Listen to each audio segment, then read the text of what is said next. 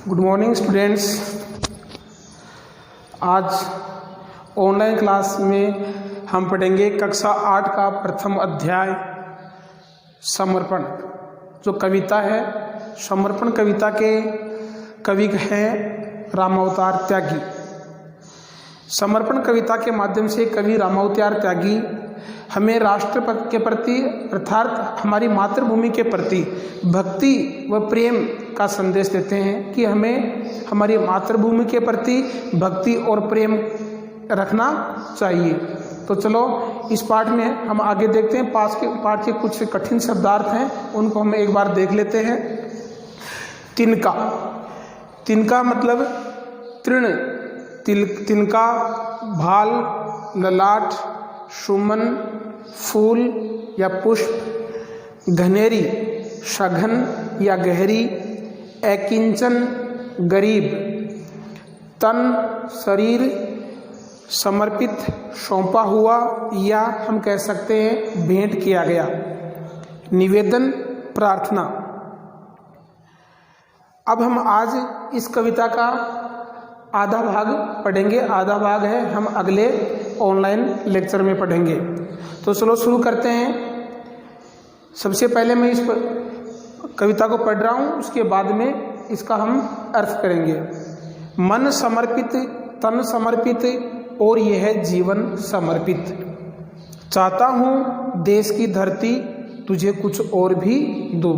अर्थात कवि रामावतार त्यागी देशभक्ति से ओतप्रोत होकर अपनी प्रेम और भक्ति के कारण अपनी मातृभूमि के लिए कह रहे हैं कि हे मातृभूमि, मेरा मन समर्पित, तन समर्पित, अर्थात मेरा तन और मन दोनों आपके लिए समर्पित हैं और यह है जीवन समर्पित। तन और मन समर्पित होने के साथ साथ अपना संपूर्ण जीवन है वो भी मातृभूमि के प्रति समर्पण कर रहे हैं। चाहता हूँ देश की धरती तुझे कुछ और भी दूँ। तो यहाँ कवि रामावतार त्यागी हैं, वो अपना सर्वस्व मातृभूमि के प्रति न्यौछावर करने के बाद भी मातृभूमि के लिए कह रहे हैं कि हे मातृभूमि, मैं चाहता हूँ कि मैं तुझे कुछ और भी दूँ। माँ तुम्हारा ऋण बहुत है, मैं अकिंचन, किंतु इतना कर रहा फिर भी निवेदन। थाल में लाऊं सजाकर भाल जब भी, कर दया स्वीकार लेना वो है समर्पण।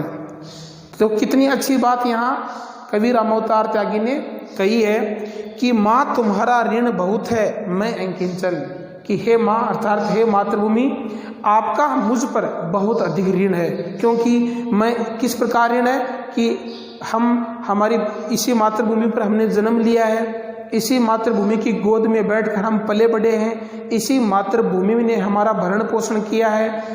इसलिए कवि कह रहा है कि मातृभूमि का मुझ पर बहुत अधिक ऋण है और मैं क्या हूँ, मैं अकिंचन हूँ, अर्थात मैं गरीब हूँ, दरिद्र हूँ, मैं आपका ऋण कभी भी नहीं उतार सकता। किंतु इतना कर रहा फिर भी निवेदन, मैं अकिंचन हूँ, गरीब हूँ, परंतु हे मातृभूमि फिर भी मैं आपसे निवेदन कर रहा हूँ, मैं आपसे विनम्र प्रार्थना कर रहा हूँ कि जब भी मैं थाल में लाऊं सजाकर भाल जब भी, अर्थात मैं अपनी मातृभूमि के लिए अपना संपूर्ण जीवन अर्पित करने के लिए जब मैं अपना भाल, ललाट, सिर, मस्तक से थाल में सजाकर लाऊं तो कर दया स्वीकार लेना वह है समर्पण।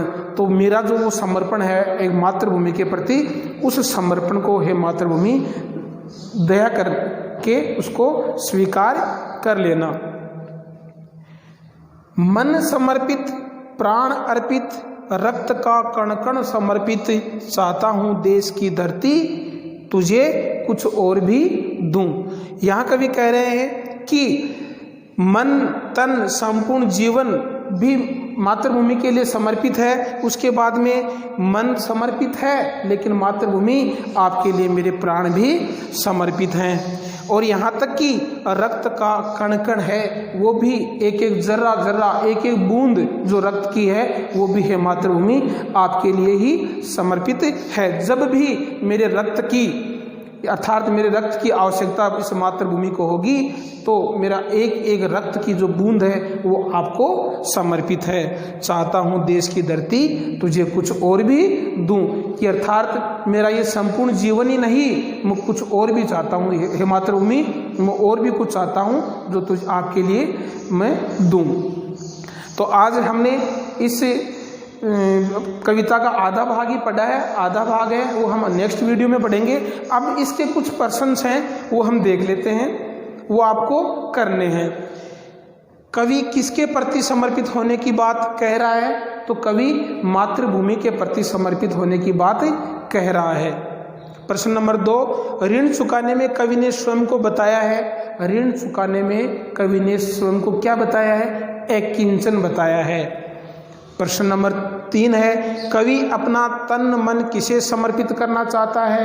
तो कवि अपना तन मन मातृभूमि को समर्पित करना चाहता है। थाल में बाल सजाने का क्या आशय है? अर्थात अपना संपूर्ण जीवन है वो मातृभूमि के प्रति समर्पित करना ही थाल में बाल सजाने का आशय है। तो प्यारे विद्यार्थियों, ये प्रश्न आपको अपनी उत्तर पुस्तिका में लिखने हैं और उनको जमा भी करना है। धन्यवाद।